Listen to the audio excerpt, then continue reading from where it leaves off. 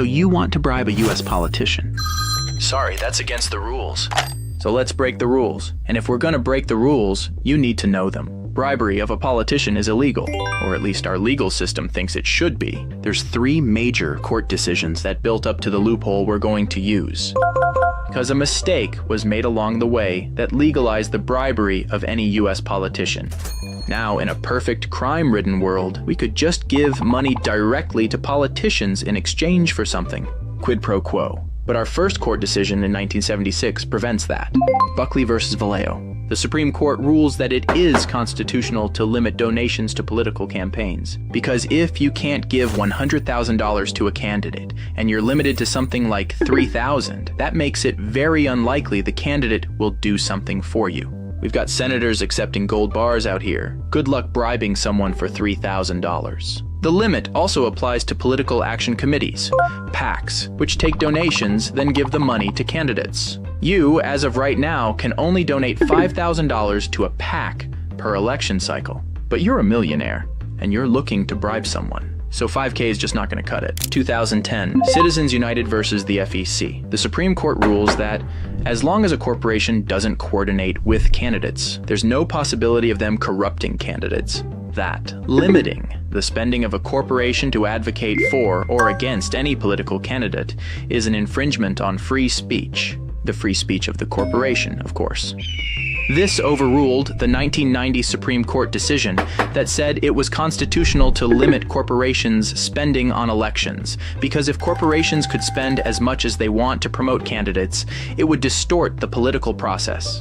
That's what the old one said. Thank God we fixed that, right? So now, corporations can spend as much as they like to help out a politician's campaign as long as they're not coordinating. But you want to bribe a politician, and you still can't donate any more than $5,000 to a PAC. Those limits are still there. So we need our third court case, speechnow.org versus the FEC, also in 2010. Almost immediately after Citizens United, with Citizens United ruling that independent expenditures by corporations have no risk of corrupting an election. Then neither do donations to those corporations. That's the logic. This is where the mistake was made. And if your donation has no risk of corruption, no risk of quid pro quo, then Buckley doesn't apply anymore.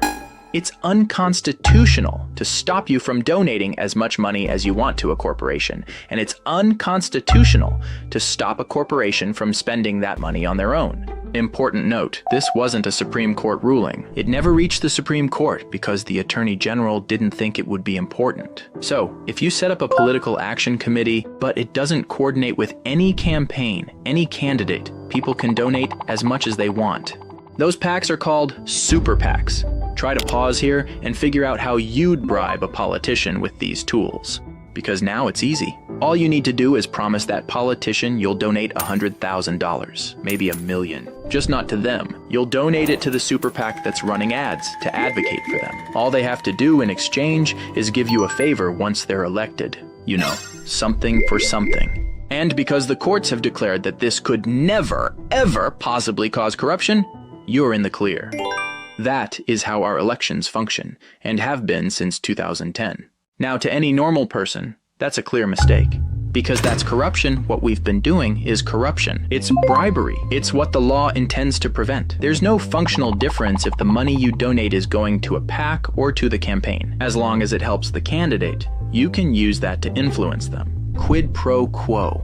It's a clear oversight. This is why most of the spending on modern campaigns doesn't come from the campaigns anymore. It comes from super PACs. Super PACs funded by the rich to buy politicians.